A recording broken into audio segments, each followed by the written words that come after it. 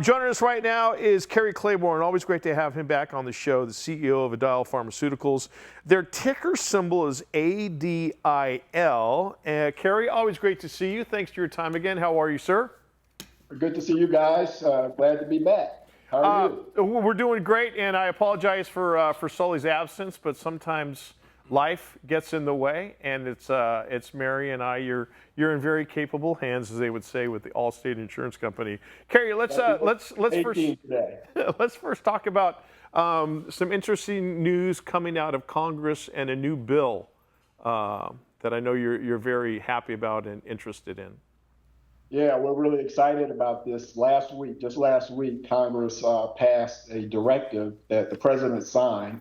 It's directing the FDA and NIDA to collaborate on the establishment of alternative clinical trial endpoints for medications that treat substance use disorder. And of course, that includes alcohol use disorder. So, it's really important, a big development. We've been saying all along that there should be endpoints that go beyond just abstinence. Sure. As a means to treat alcohol use disorder. So it's perfectly aligned with what we've been saying all along. Cary, how hard is it for something like this to get pushed through Congress? And I'm assuming either mountains of red tape or maybe pushback from other people in government, or conversely, is it something where it's like, hey, this is a no-brainer, let's get this through as fast as possible?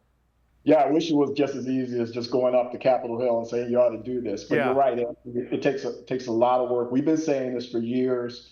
That things like, what they included now were the directive calls for endpoints that go beyond abstinence, such things as reduced cravings and reduced disorder severity, meaning if you can go from severe to mild, that's important. Yep.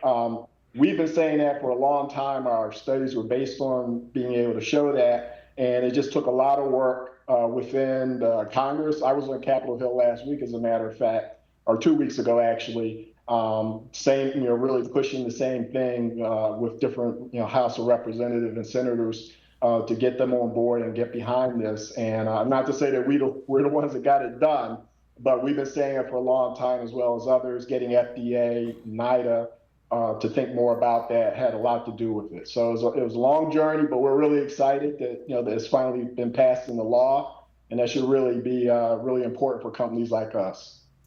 Hey, Cary, can you talk a little bit, you mentioned it just a moment ago about, reducing the cravings and allowing, is it something that, because I know with a lot of recovery programs, it's all or nothing, although there's now like Sober Curious and California Sober, but there's different levels of it. So this would be something to maybe allow people to still continue to enjoy a drink or two without having to totally give it up. Is that what I'm hearing? Absolutely. It's, before it was all or nothing, like you said. You had to be totally dry, go through withdrawal, which can be pretty significant for someone that's been drinking a long time. So what this means is, for instance, for our drug, our endpoint is going to be no heavy drinking days for the last 2 months of the study, which means someone can still drink in moderation.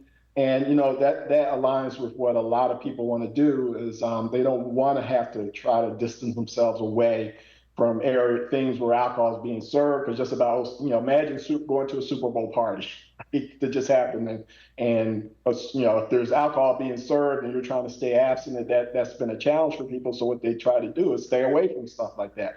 But that's not in line with how people want to live. So they want to be able to maybe get down from those dangerous levels and drink in moderation and get their lives back under control. So this fits perfectly with that strategy. Cary Claiborne is the CEO of Adial Pharmaceuticals. Their ticker symbol is ADIL. Cary, I walk into my gym when I go in the mornings, and this one electronic board says, hey, did you know? And it's mostly students that they're addressing that more students are not drinking as much as they have been in the past. As far as United States in general, are you seeing a downtick, or are we still, pardon the pun, heavy-handed chuggers? I think it's still a little bit of both. Okay. What we are, data is showing that the people in their 20s in this generation are drinking less. They're doing a lot more things. That's the truth. What they put in their bodies. So they seem to be drinking less. as opposed to the older generation, our generation, the people in their 50s and 60s that still like to have a good time and drink. So the trend is still going that way with the younger folks, but we still see a pretty big issue within that group, and believe it or not, adolescents.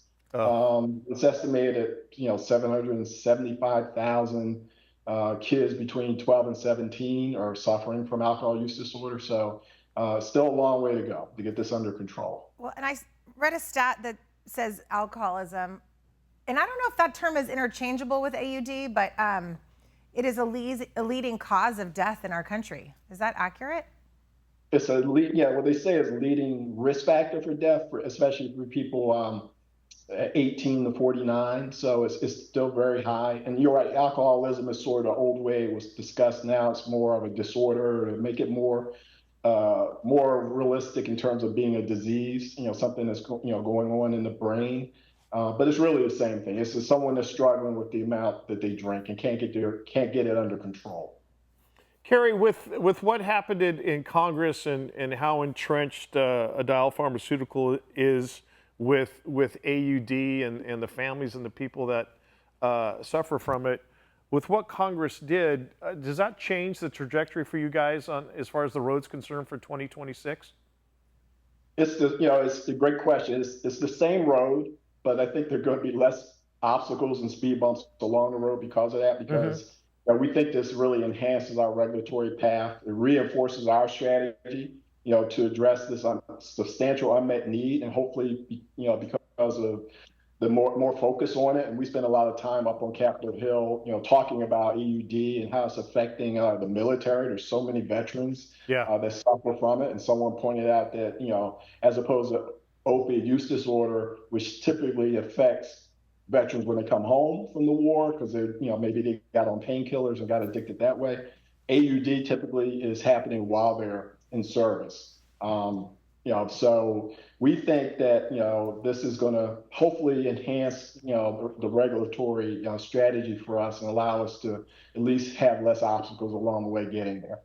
Well, you went up to Congress, you went up to Capitol Hill, you battled those hallways, and you came out alive, unscathed.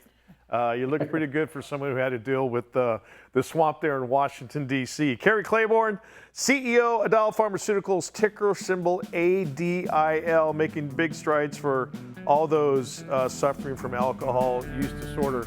Cary, thanks so much for the time. Can't wait to get you back on the Big Biz Show. Speaking of that, a lot more to come. Do not go anywhere. We're back after this.